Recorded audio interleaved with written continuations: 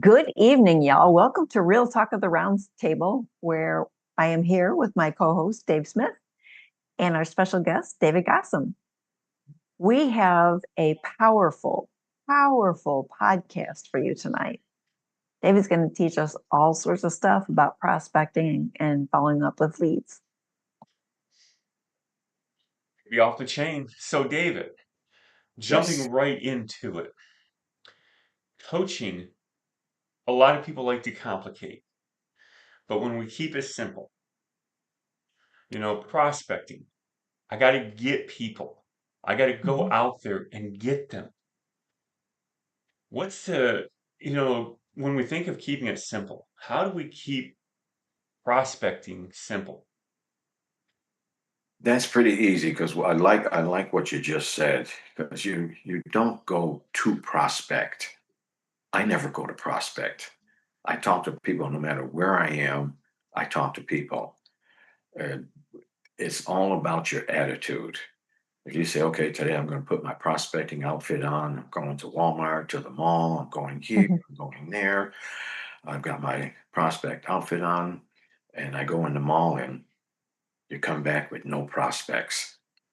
And then you say, gosh, it was a terrible day. I hate this. I hate this business. Nobody wants to join me. That's a bad attitude. It's the wrong attitude. And you can't control anything that those people are going to tell you. You prospect where you are. And I could give you the last person that I talked to. I was on my way to Tennessee, filling up gas. I just happened to have on Alaska shirt today, but I Mm. had one that said Turks and Caicos. And the lady said, "Hey, have you been to Turks and Caicos?" I said, "Yeah, just got back there earlier this year." We got to talking. She's a registered nurse. Um, we got to talking about finances. And I didn't stop at that pump to talk to that lady. There's no way I could. I don't. But she turned around. She said, "Do you have a business card?" I mean, that's like saying sick 'em to a dog. Right. Of course I do. And we turned around and exchanged numbers and all that kind of stuff. And that was pretty much the way um, everybody that I talk to, that's how it goes. Now, do they ask for a business card? Are they interested in talking about finances? No, but you don't go anywhere to prospect. You prospect right where you are. The last one I went back to my college reunion just this weekend. And there was a guy there. I didn't know him from Adam, but we were talking about the school and talking about college, blah blah blah. And I told him, "Hey, it was good seeing you. We'll probably see you tomorrow at the dinner or something." I asked him what his name was, and we exchanged names. And I said, "What kind of work do you do?" He said, "Oh, I'm a CPA." I said, "Oh my goodness, CPA." I said, "Well, I'm retired. I turn around and I work with individuals that live on less than what they make, turn around and make more money." Uh, they make money and then they can't figure out what in the world they're doing with it, and they wonder where it went. And he said, "Man, that sounds like me." I didn't go to the college to Mhm. contact this guy. It just comes up in a natural conversation, and it has to be as natural as if somebody said, um, "I'm a teacher. I teach kids at kindergarten or whatever." It Mhm. has to be natural. If it's not natural, man, you are going to get so frustrated with this. It's Yes. really funny. And that's how I've contacted everybody in my contact list. There's nothing special about prospecting. You do it wherever you are. And if you don't have the right attitude, man, you're going to frustrate yourself to death. It's just, it, I learned that from the girl on the Dave Ramsey team, Lisa, I think it is. Lisa, the, the team there that on the coaching. I don't know if you guys are familiar with that or not. Uh, Jade, No, not Jade. that Jade. No, Lisa, I know who you're talking Lisa. about. Yeah, yeah, She's one of the senior coaches. right. The senior coach. Yeah. Lisa, Oh I yeah, want to say Lisa. Lisa Mhm. Barber. Lisa Barber. Yeah. She was I was on one of those conferences and she said it just has to be a natural flow. Mhm. You've got to take the pressure off of yourself. Mhm. When I heard her say that, I said, wow, I was glad to hear that because I don't know when I'm going to run into a prospect. I have no earthly idea. Right. Mhm. I know is if there's people there, I'm going to Mhm. talk to somebody about something, and finances are probably going to come up. Mhm. I was at a Yeah. camping and I went in there to, I think I was looking for tennis shoes. This was in the summertime, and I didn't go in there to prospect. I was interested in some nice walking shoes. There was a young kid in there.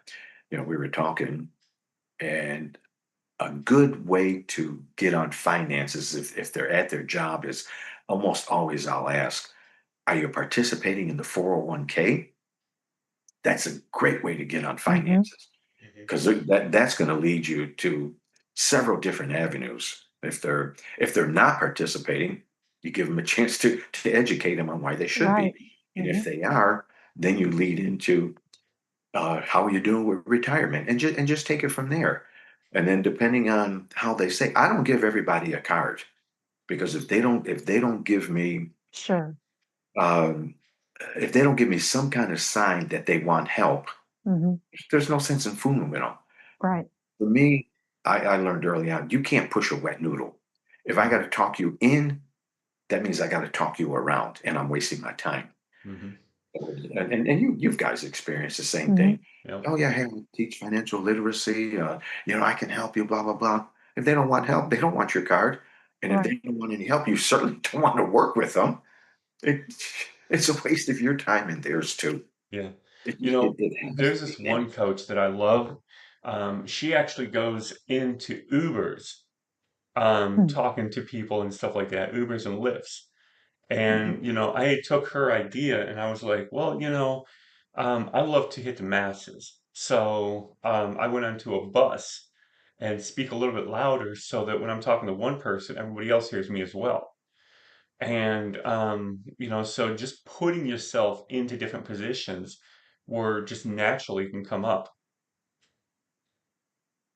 And that's exactly what I was in. I was getting my tire changed in Kentucky, and I'm sitting in the room there in the waiting room. It was me, a nurse, and a 17-year-old high school kid. God, that kid was sharp. I told him I would adopt him. We're, some 17-year-olds, man, you kind of want to get away from. But this guy, uh, his parents, I've got to be real proud of him because we're sitting in the waiting room, and I asked him if he knew where a location was, and we got to talking, and to find out that he's working, he's in college, he's studying for business, and he had I don't know, so many thousands of dollars saved already. Wow. As a young kid, he didn't pay cash for his truck, but he saved enough money to pay it off within just a few months. Nice. Damn! And I asked him if he was in where did he learn his financial where did he get his financial education from? He said that he had gotten it from a course that he had taken while he was in high school. Mm. Yeah, and I asked him if he would be interested in going even deeper. He really wasn't interested, and that Mhm. was okay. It was fine. No matter what that kid does, he's going to be wealthy, no matter what Yes. he does, Mhm. because he was so young and developed good habits. On the other hand, I was at AutoZone. I'm always somewhere, always talking to people Mhm. because what I'm talking about is what I'm doing. I was at AutoZone. I went in to take some oil. I changed my daughter's her car there, and I took the oil back in. And came outside, and me and this girl we were walking out at about the same time, and I should have kept my mouth shut, but she had trouble with the car, and I said, "Man, with these cars, man, if it's not one thing, it's another. What's wrong with yours?" Boy, she dumped a whole load on me. I wound Oh, up helping her out financially, and then we talked about finances, and I asked her, how are things going with your retirement? I said, are you participating in the 401k? This girl was 41 years old, had a kid, wow. and she asked me, when I asked her, are you participating in the 401k? She said, what's that? I was Oh. shocked. And that's how I developed the need is so great for what I do. When you're Mhm. talking to somebody with that level of mentality, don't tell Mhm. them not doing is not important, man. Right. Yeah, the need she helped me develop that need is so great. 41 Mhm. years old, and you Oof. haven't heard of a 401k? Oh man, my heart went out to her. Mhm. And just, like I said, I didn't go in there to meet her. I Right. Yeah. mean, Well, people love it. and Go I ahead. think that's key because, like, I know this one coach. They go to the hospital a lot. Usually once a year, they're in for about a week. And it's funny because they go in there and they get clients from being in the hospital. And that's kind of unique, you know? Mm-hmm. Yeah, Like, because you just contact them wherever you are. mhm. Mm-hmm. They go there to prospect? No, this coach doesn't go to prospect. They go there for other things, and Okay, they end and up prospect. prospecting while they're there. Right, yeah. Okay, see, and that's what I was talking about in the beginning. You don't go anywhere to prospect, but you Hmm. prospect wherever you are. Right. And I mean, people love to talk about their car. I can Mm-hmm. turn and see anybody at the gas station. Hey, what year is that, man? Um, oh, it's do you like it? Yeah, I thought about buying one. Man, they'll dump the whole load on you about their car, their dog, their kids, their But job. you I know, mean, it's Mm-hmm. funny you say about the car because I do that myself. I go to the gas station, and when I'm pumping gas, I'll speak loudly. These prices are expensive just to attract, to see the people this way, this side, and this side. Who am I going to attract to me? You know? And then I also love to pay with cash. So I have to go into the gas station twice because I'll go in there and give them 50 or 100 bucks just so that way I can make sure I fill up. And then I always have to go back in for change. Mm-hmm. Man, I can't believe I remember back in the day, I used to be able to put 10 and fill up my tank. Now it takes, 40, 50 bucks. yeah, this is. I don't understand when I listen to some of the podcasts that I listen to, and people just seem to want to complicate prospecting. It's not complicated. If you've got the right attitude, that's the key right there. You've got to have the right attitude when you're out talking to somebody. And every time I talk to somebody, it's not going to finances aren't even going to come up. Right. But you got to. I heard years ago, if you're shy, timid, don't want to come out of your shell, practice something very light. When you see somebody head on, just say, "Hi." Let's practice this. Mm. Hi. Hi. They're going to say something. And if you sit there and analyze how they answer you, I find it amazing. Some of them are going to give you, yeah. Mhm. Some are going to say, hello.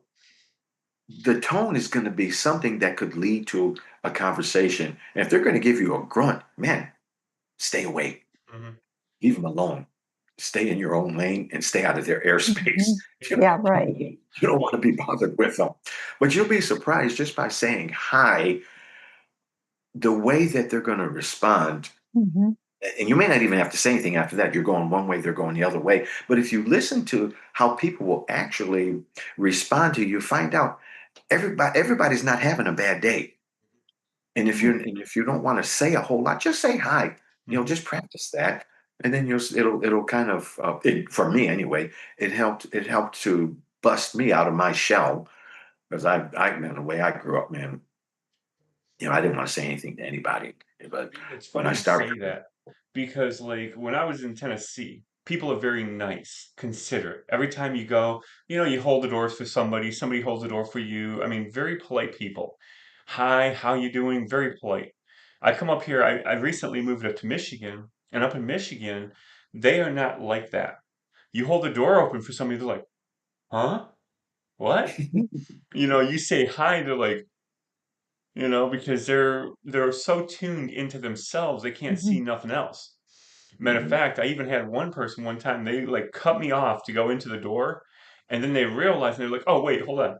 And they would hold the door open. I'm sorry, I didn't mean to cut you off like that. It's like people are so busy, especially when you're up Mm-hmm. north, that they can't calm down and just say, "Hi, let me hold this door for you. Come Mm-hmm. on in." You know? Yeah, I found that to be true.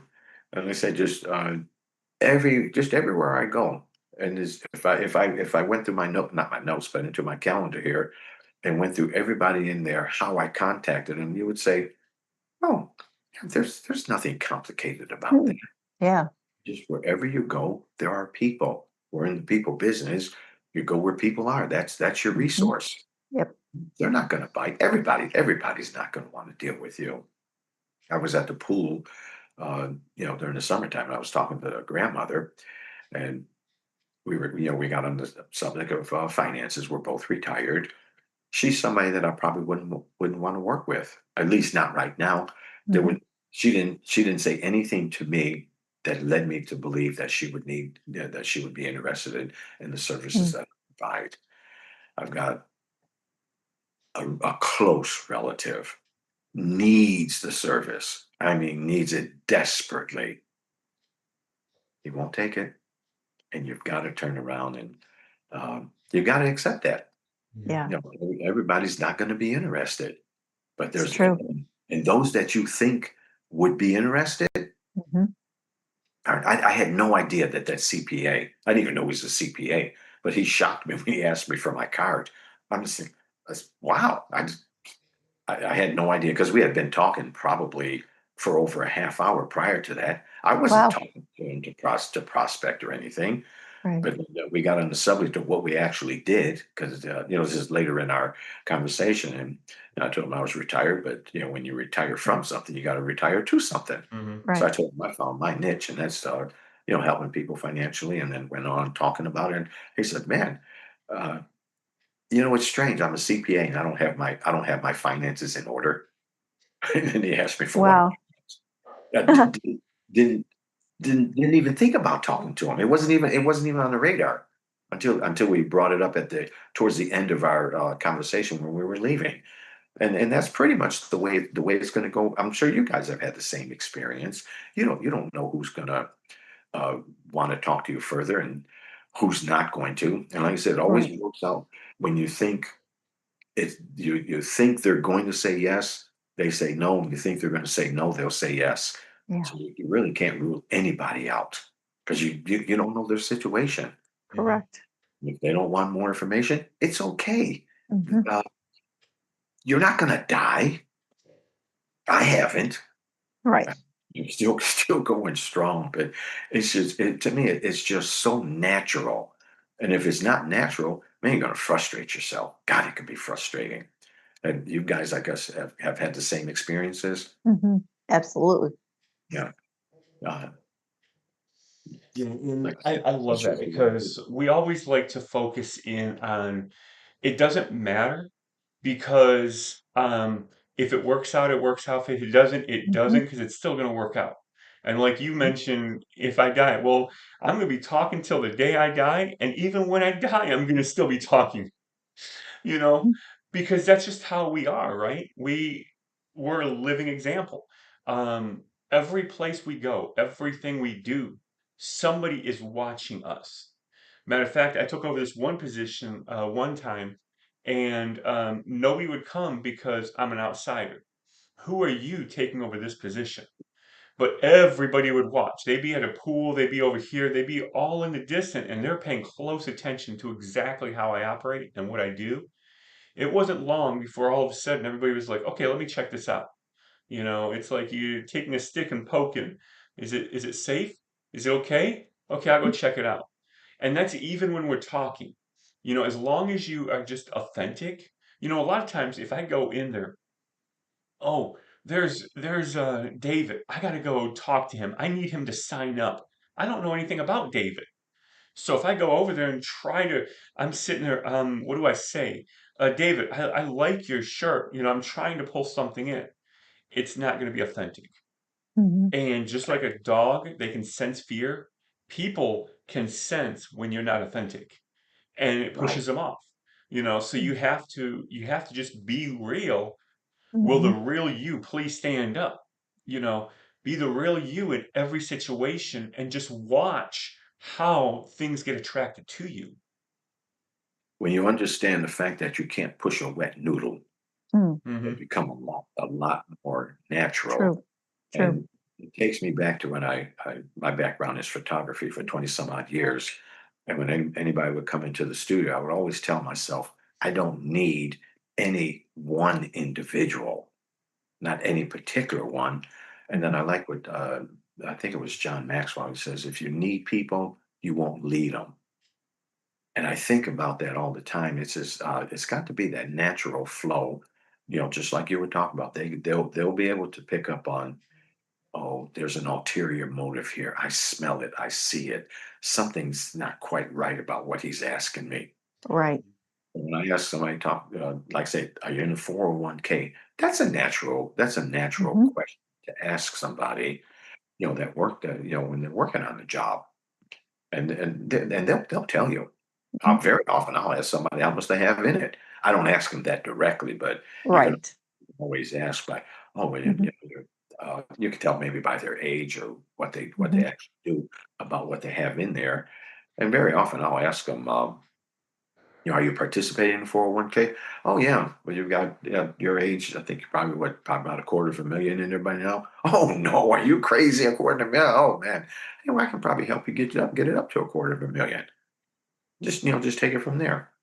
But it's like I said, it's got to be a natural flow. Mhm. Some people think you're being nosy if you ask them, and they'll tell you. They'll tell you if you're too nosy or you're getting too sensitive. They'll tell you, and then it's time to pump the brakes. So Hmm. it's You know, that's the way I. yeah, and it's funny you say that because when I was down south, there's two things people are very private with, and I operated in both things. But finances, people are very private with the finances. They don't share. Well, that's all across the United States. They don't share the finances, right? And so a lot of times when you start asking, it's like, whoa, whoa, whoa, why are you asking that? What are you trying to get from me?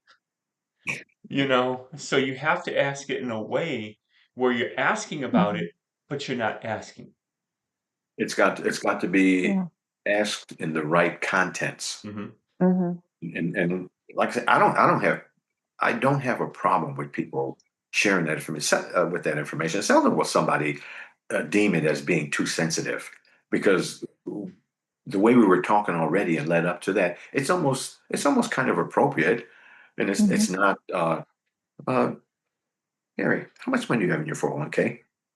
Yeah. Yeah. That's what I tell people. It's like they like, how does this work? I'm like, well, we talk. I said, and I'm not going to ask about your money right away because that'd be like, I just met you. Show me your underwear. And I think it's rude. It So we're is. going to talk. Oh, oh.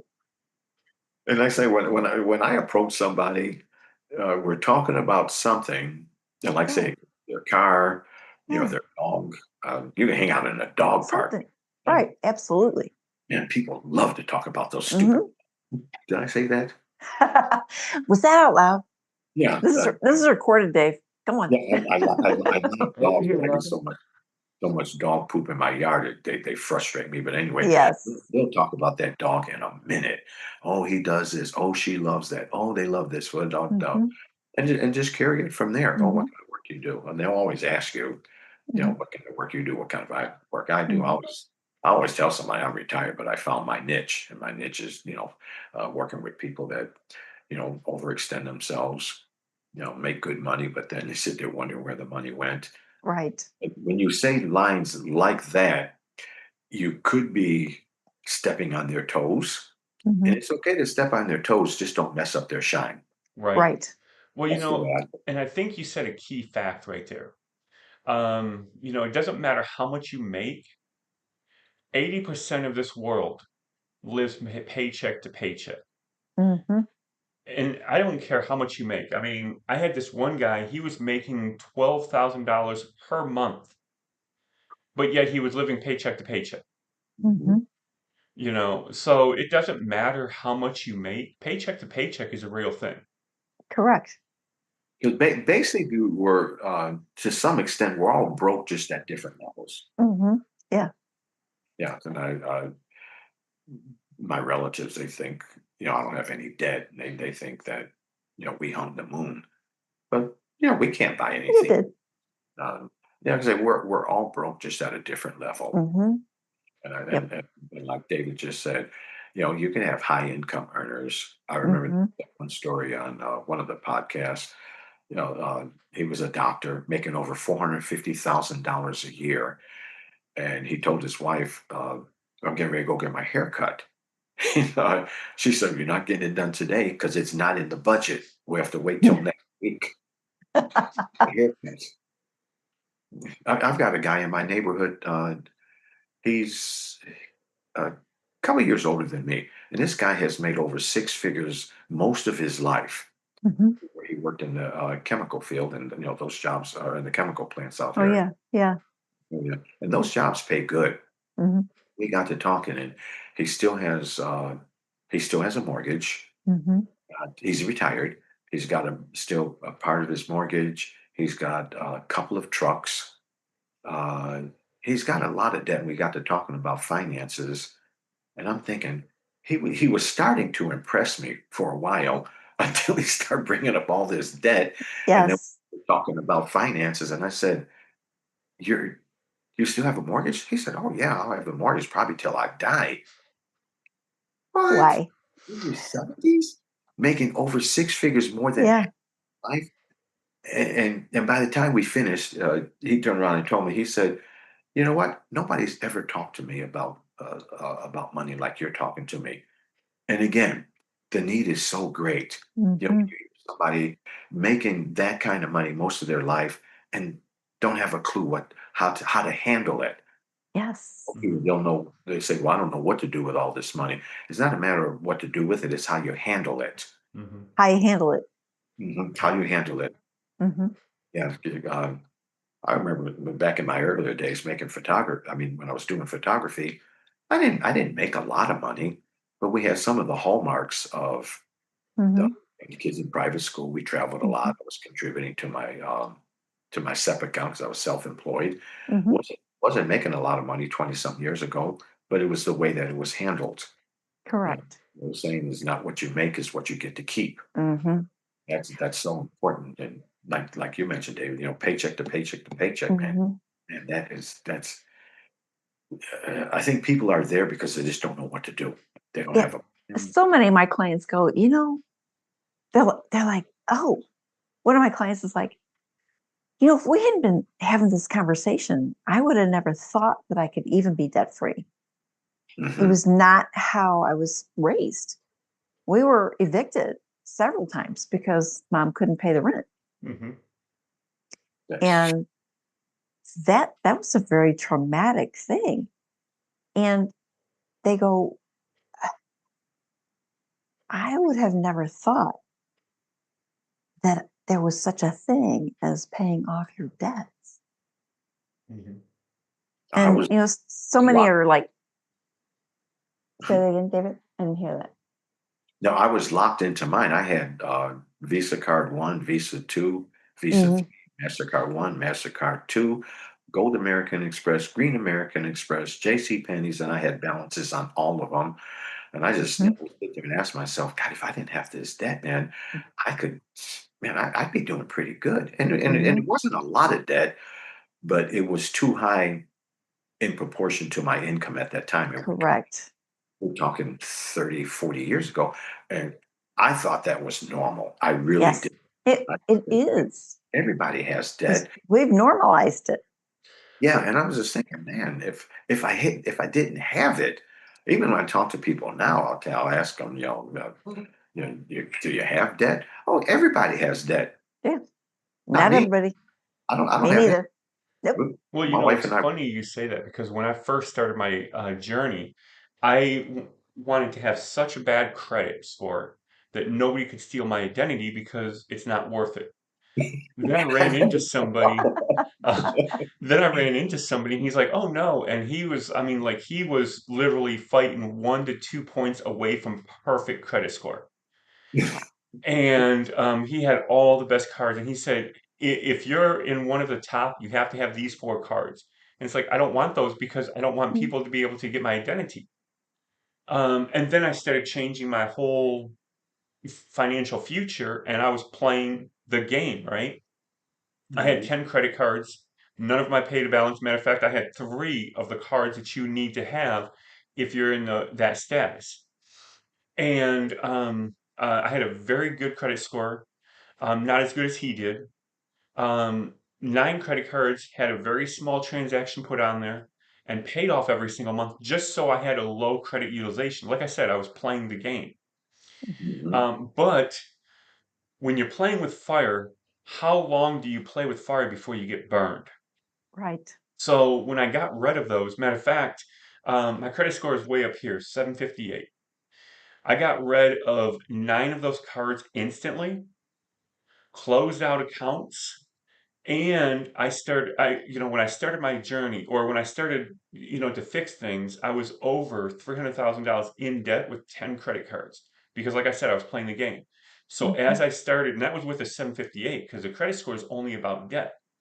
Mm-hmm. Then when I started closing out the accounts, started paying things off, my credit score went down very fast.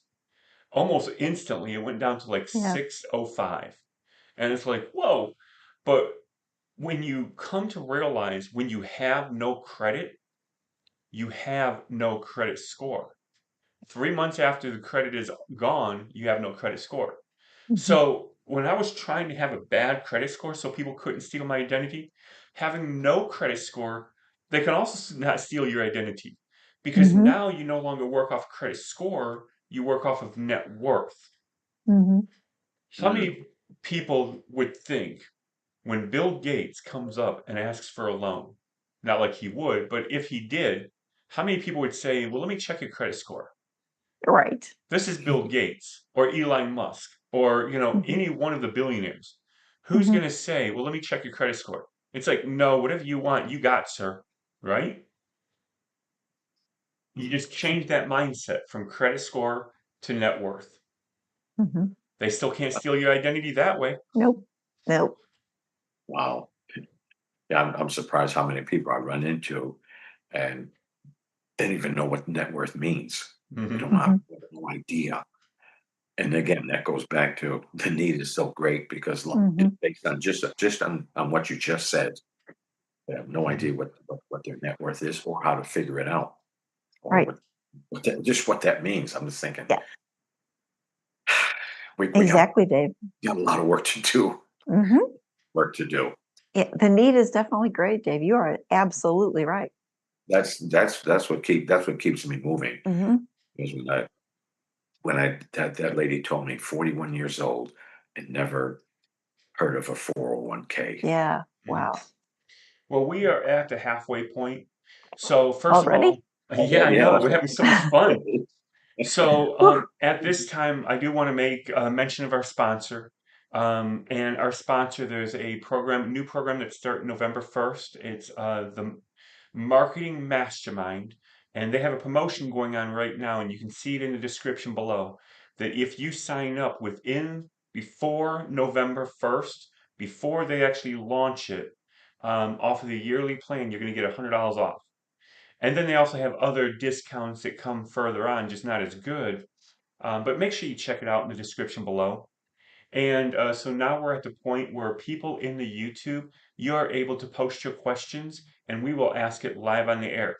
Now, a couple weeks ago, we actually had a great question, the first time in history to be able to stump our guest. And we've been doing this over a year, since July of last year. And we've only had one time somebody got stumped. So Let's go, maybe y'all. today you can ask that question that stumps us. Let's play Stump Dave. Uh-oh. Here we go. Here we go. Bring it, y'all. And I love that, Mary, because when you say David, you have two of us, Yes. Uh-huh. So so I'll either one. yeah. Okay. Well, he's David, and He's I'm David. I You're like to Dave. go by Dave. Typically, is Mhm. what Okay. but I'm okay either way. Hmm. Yeah, I don't know about you, but I'm like, you can call me anything you want, just don't call me late for dinner. That's what I always say. I'm a fat guy, right? So, I mean, I don't miss a meal in my life. Just saying. Matter of fact, from October till January, I get fat because you have Canadian Thanksgiving, American Thanksgiving, and Christmas. 3 months of nothing but eating. You forgot Boxing Day. What about Boxing Day? Well, When yeah, is but I Boxing mean Day? that you watch fights, right? No, it's are you familiar with that? I am familiar with that. I want to Yeah, know what it is. I'm not Yeah, familiar. it's a Canadian holiday. It's yeah. always right after Christmas, the day after Oh, Christmas. okay. All right. We have it's big sales around the country, and it's a big sports event Mm, for the day after Christmas. It could be boxing, but it's I guess a plethora of different sports that the Canadians celebrate mm, on December 26th. Hmm. Yeah, mm. I was in Toronto some years ago, and I couldn't understand why uh, the Eaton Mall was so crowded the day after Christmas.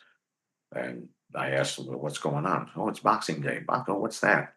What is See, we do it after Thanksgiving, right? mhm, After Black Thanksgiving, we Friday? have Black Friday, we have Cyber Monday, you know. So we do the same thing, just different. You know, just Hmm. like we have Thanksgiving in November, they have it in October. Hmm. Right. So, I grew up in New York, Buffalo, right on the Canadian border, and I knew Canadians, would always come into Western New York, but I didn't know anything about Boxing Day then until I was in New York for Christmas. I think it was in Oh, 17, and that's when I learned about it. And it's big. How close are you to Detroit? well, I actually live in Detroit, Okay. and my office is in Troy, but I actually live in Detroit. I'm literally just a few minutes from getting across from getting across the Great Lakes. I'm Yeah. like real close to the bridge. So the Windsor, was it at Ambassador Bridge right there in Windsor? Um, uh, I think so. I can't Yeah. think of what the name is It's the because we have the Ambassador. bridge like right here, and then the tunnel is right here. You Yeah, that's the know. Ambassador Bridge. Yeah, that's by the General Motors building. Mhm. Yeah. Yep. And the Joe Louis Arena used to be the greatest place for sports. It had the best team in the whole entire world. But then they had to take down the Joe Louis Arena and move us all into like where all the sports are. And the worst move in the world. But anyhow, mhm. that's for another day. This is. I don't you hate it when people don't ask your opinion? And I'm a hardcore, hardcore Red Wing, so I'm just saying, I'm red.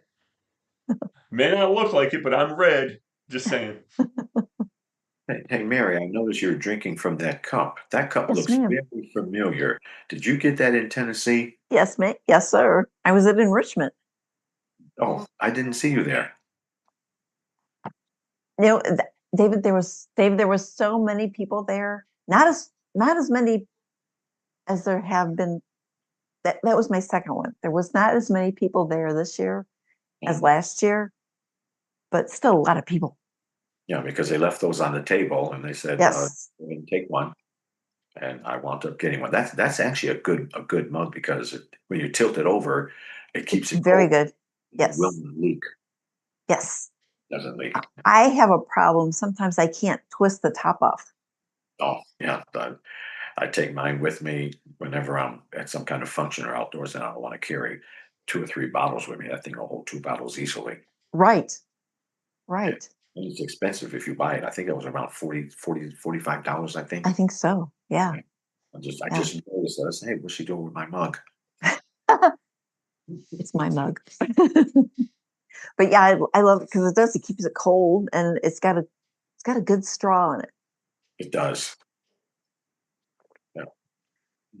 And I took it down to my husband the other day. I said, I can't get the top off.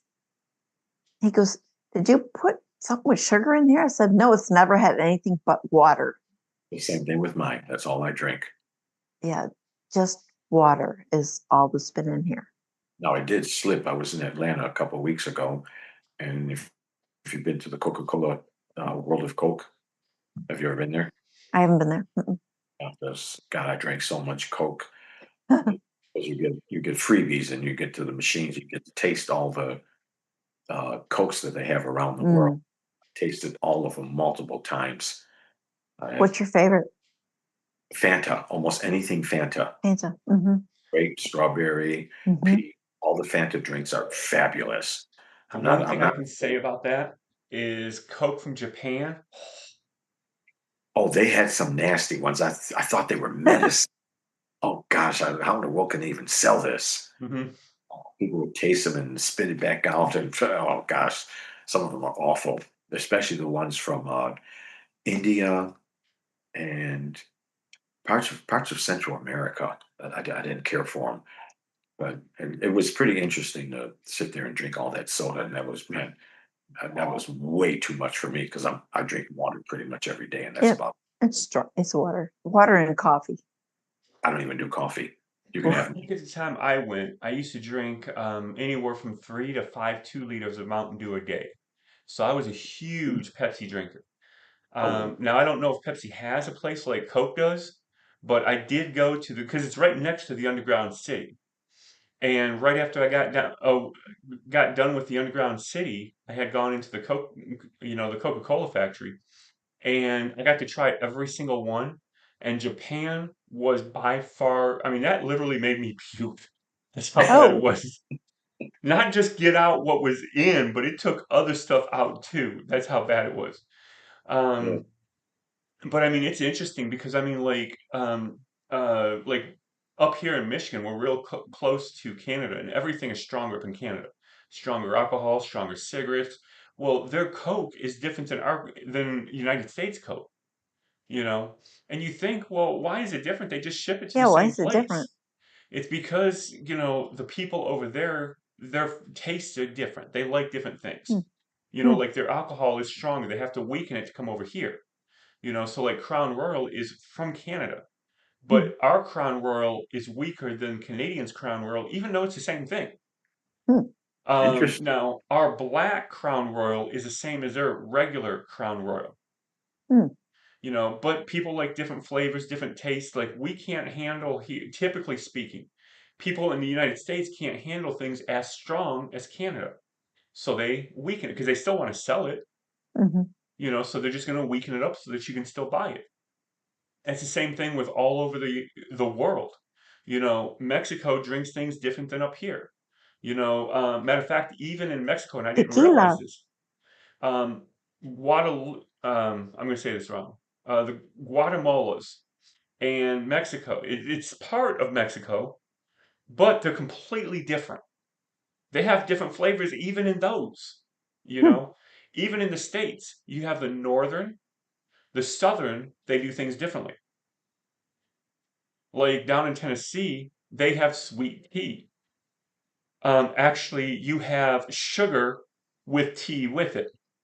Up here in like the north, you have black tea and you can add sugar to it. You know, different concepts, just depending on how people's flavor is. I Everybody. think it's Okay. fascinating that the same company has product that tastes different in different locations, like the different countries. Like you're saying, the Coke from Japan is terrible. I don't drink Coke, but Mhm. it's you. I would have. I guess this is. I never gave it a thought. To me, it was like, why would you have a different recipe? So that you can sell it. Yeah, Because if you Well, it, don't, you can only sell in this area because other people don't like it. yeah, So if they have different flavors, they can sell to everybody. yeah. Coke and Pepsi is the number two biggest competitors. Hmm. Um, Marriott only sells Pepsi. They have a Hmm. contract with Pepsi. Most bars only sell Coke Hmm. because Coke is more syrup, so it goes better with alcohol. So in some places you go, they only have Pepsi. Some only have Coke. Some have both. Hmm. Hmm. But you're just trying to compete with the masses, trying to get as many people as you can to buy your product. well, in some cases, it's a cultural thing because when here in Houston, and you may even have it up there. I'm a big donut fan. I mean, the Hmm. more sugar and icing and jelly that's inside it, the more I like it. And many a times, I when I was driving a truck some years back, I would bring donuts, and the bulk of the employees were from Central America, Mexico. They didn't like all that sugar. They liked that plain. I forgot what they call it, but if it had a lot of sugar on it, those guys, they were my favorite ones. But I'd have to throw the donuts away because they wouldn't eat them. But then if you get that Oh, what that pan or pon or something like that. They call that bread. There's Hmm. hardly any sugar in that stuff at all. Man, they slop it up, and I'm just thinking to myself, man, get me some sugar, man. If there's no sugar, that's not a donut. Let's see, Mary, you're in where are you, Mary? In St. Louis, about 40 miles west of St. Louis, the Arch. You're far up north, but down here in Houston or near Mhm. the Gulf Coast, it's they've got sections of cookie. Even their cookies aren't sweet. I tried their cookies, pastries, donuts. Man, none of that stuff is sweet. That's a Huh. cultural thing. And Mm.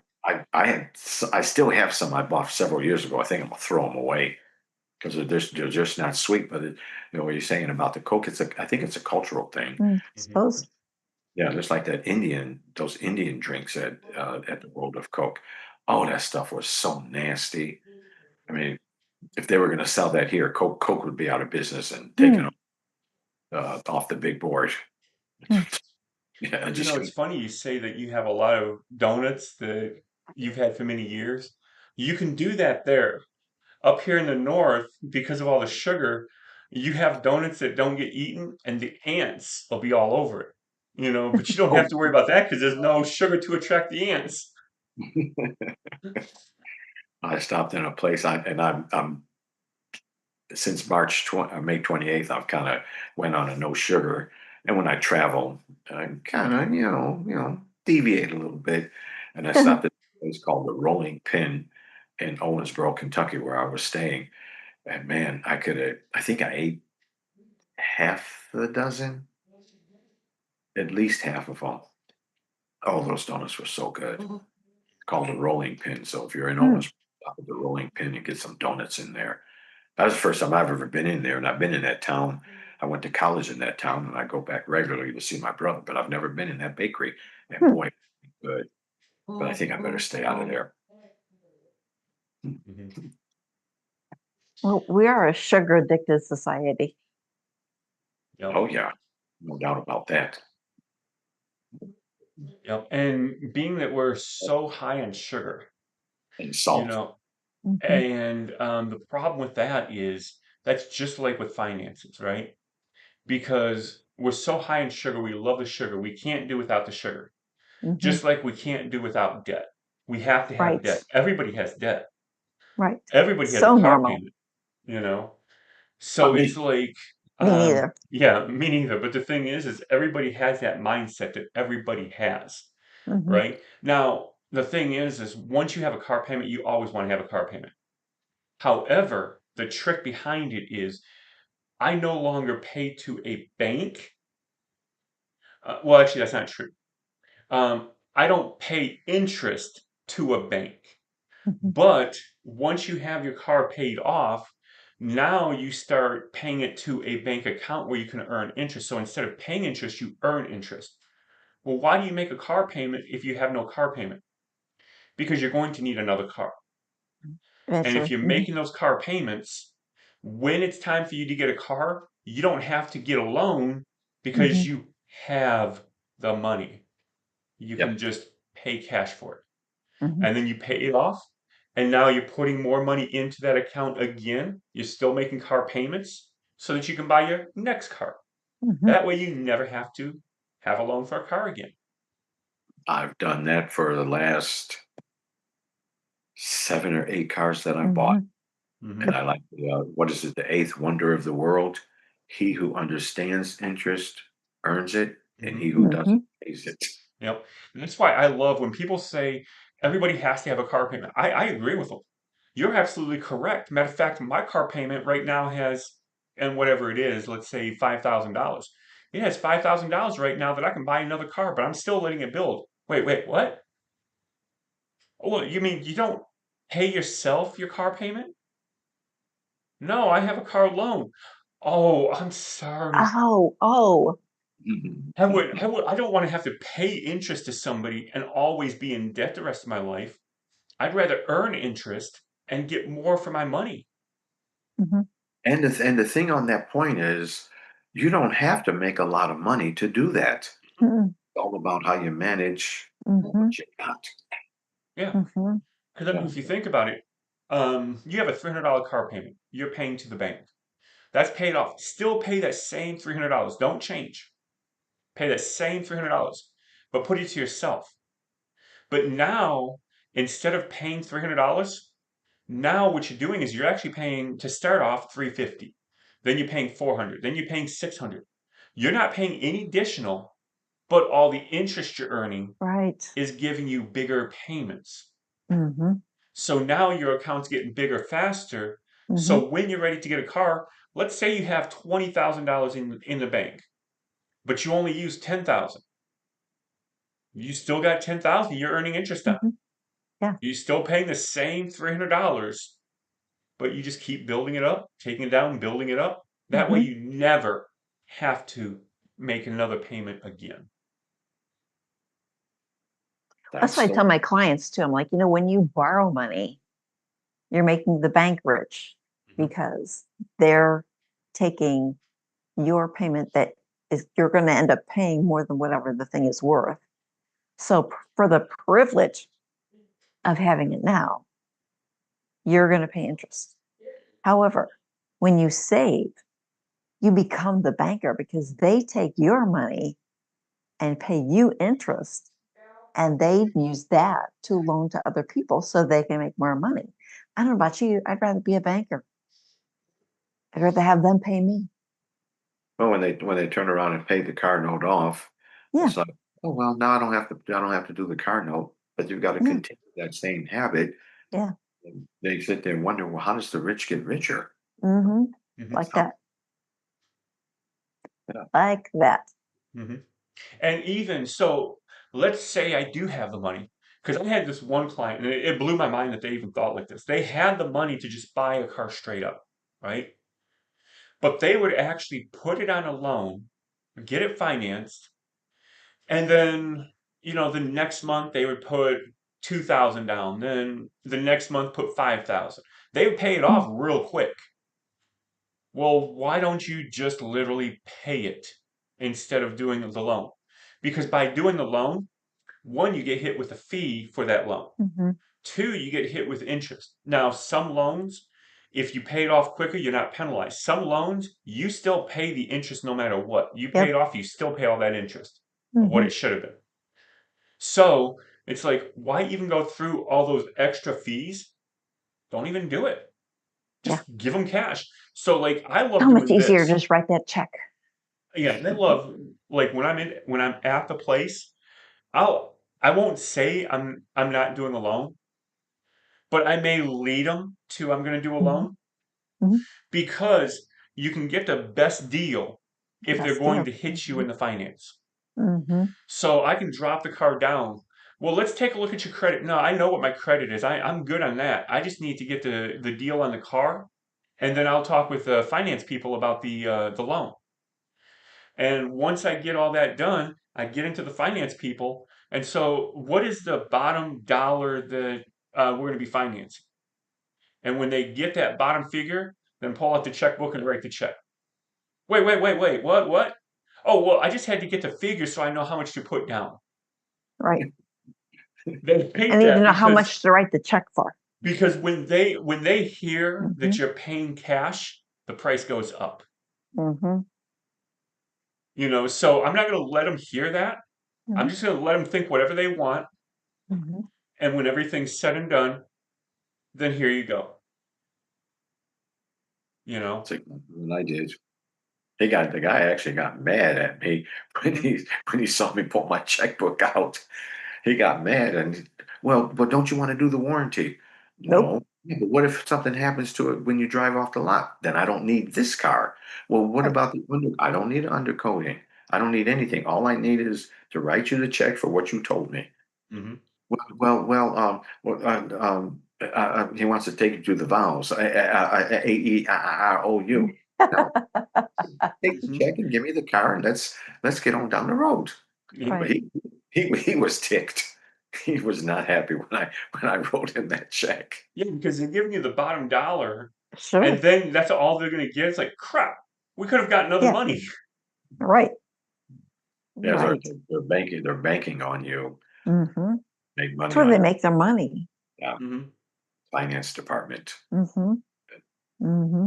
It's for them, not you. Correct. Yep. They're not your friends. Yep. That's also why you never turn in your car to them. Because here's the price of the car, here's the price that they should be giving you for your car.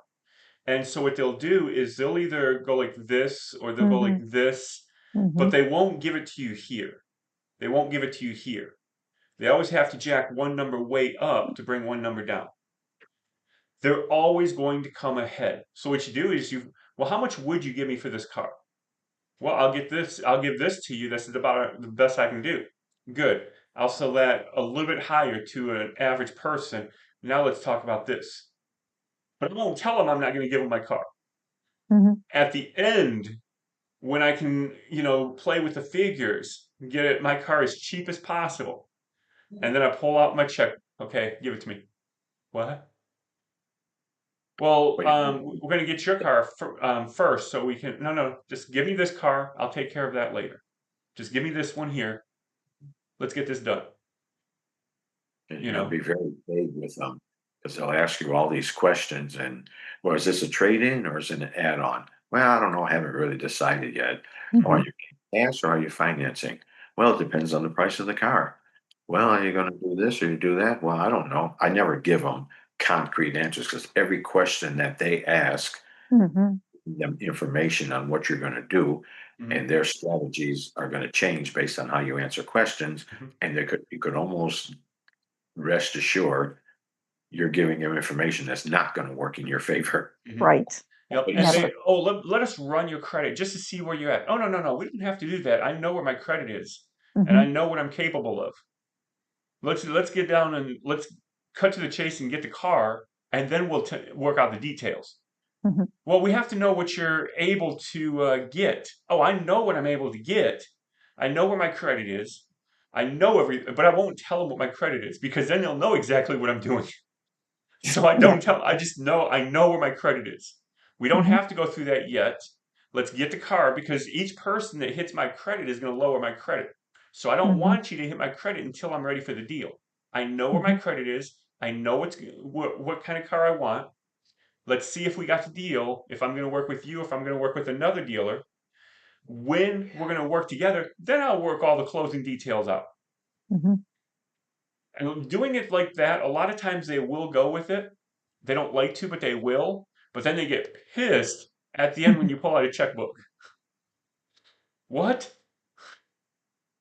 Well, timing is everything too, because you don't want to go in on the first, second, third, or fourth. You want to go in on the 29th, 30th, or 31st. Yeah. What I understand that they get bonuses from the motor company. They want to hit a goal. And I had a guy that sold cars, and he told me they'll almost give you the car if they need just one more unit sold. If the car is 20,000 and they get one more unit sold, they may get $100,000 bonus from the manufacturer. So they say that buying at the end of the month, the last couple of days of the month are paramount. Yep. And even better, the best deal you'll ever get is either the end of the year because they have to get the cars off the lot, or the end of that car's year. So before the new cars come in. So for most brands, a lot of times it's around June, July. But then also the end of the year, because those are two parts they have to get rid of all the cars. Yeah. They have to pay taxes on them, I think, if they're sitting on the lot.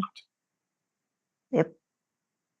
So, matter of fact, one time I had gotten a car. It was so awesome. I got a brand new car, and I got it for the price of a used car because they had to get rid of it. It was like crucial, and they weren't able to get rid of them because everybody wanted these newer cars, and the new cars were coming onto the lot, and they had to get rid of this. Yeah. And they were struggling on to get rid of it, and everybody wanted these newer ones. So I got one that was still brand new. It literally had 6 miles on it. And I was able to drive it off 12,000 off of the retail price. Ooh, wow. I was like, okay. Oh, okay. Okay. Now at that time I was still financing, so it was financed, but that's beside the point, So timing was critical. Yeah, timing is critical. Yep. So if you bank up the money and have the money ready for you and just know when the time to go is. End of the month is good if you don't know when the best time is. But Mhm. the best time of all is when they're getting the brand new cars Right. and they have to get rid of these cars. The second best time is the end of the year. Mm. So Yeah, I'm not planning on buying anything anytime soon. I'll just continue to put a few dollars away here and there till my pile gets up high enough.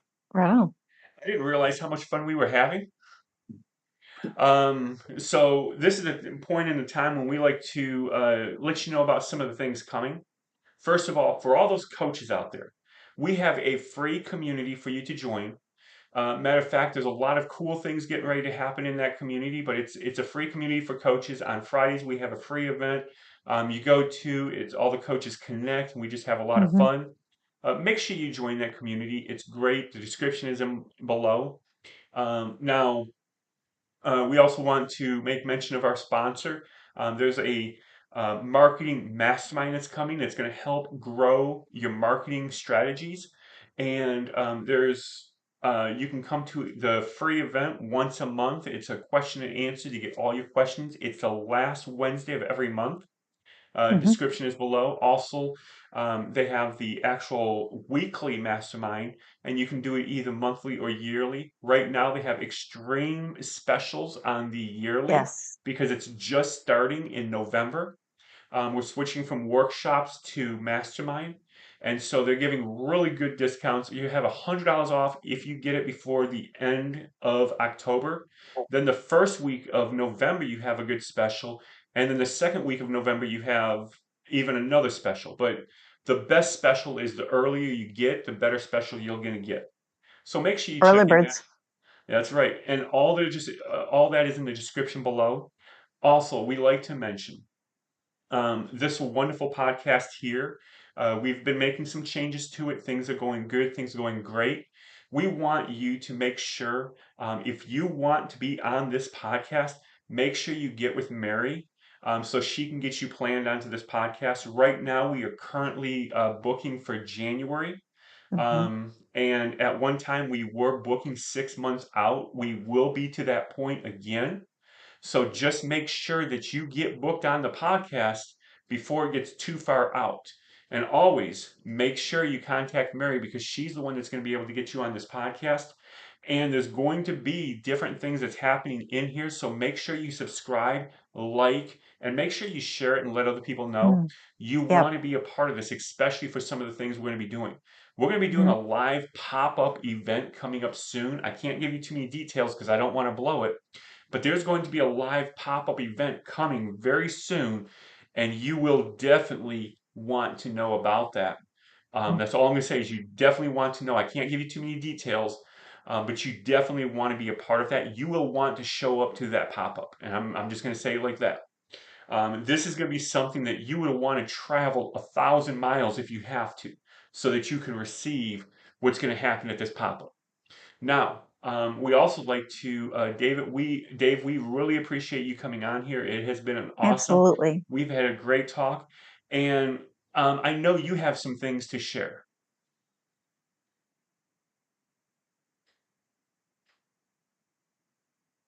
No, me? Yeah, Hmm. Oh, I see. Oh no, that I had pretty much wrapped it up with what I had there.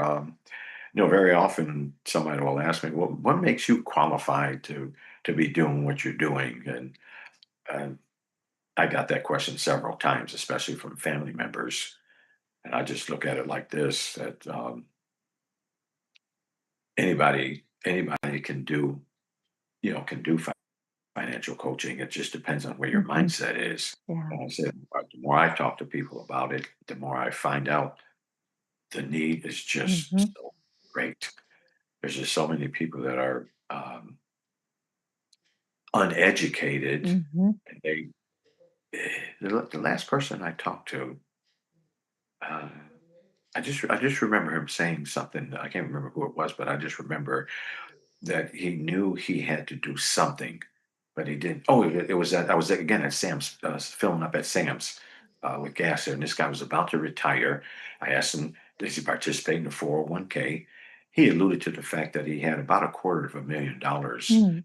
in there, and I was getting ready to set up the consultation with him, and he just told me that, you know, I know what you're saying is right. I know uh, my numbers are this, that, or the other. There, he said, I know I have to do something.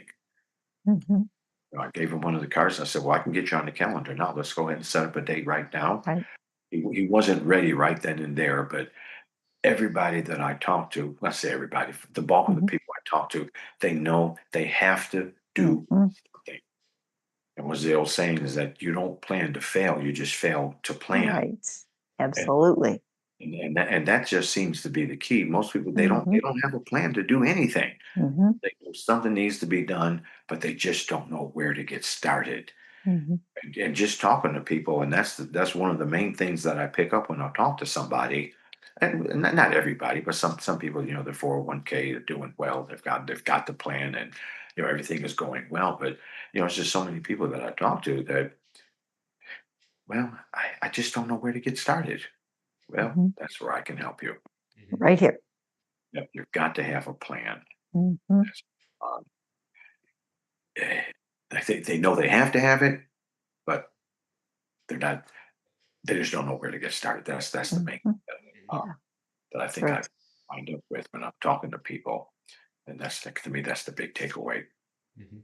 So, like I say, I've enjoyed it. I hope somebody out there got something out of what we shared this evening. I would say the email is in there. If you got questions, just shoot me an email, and I'll get back with you, as quick as I can, and answer any questions that that you might have. And like I say, I've enjoyed sharing. Yes. And David, so, appreciate you being on here. if Oh, anybody would like to reach Dave, his email's in the description below. Mary, did you have any final things? No, y'all just do the dang thing. It's my tagline. And anybody who wants to be on the podcast, it's all glory coaching, all one word, at gmail.com. That'll get me. mhm. And we'll see you guys next time. That Bye, is y'all.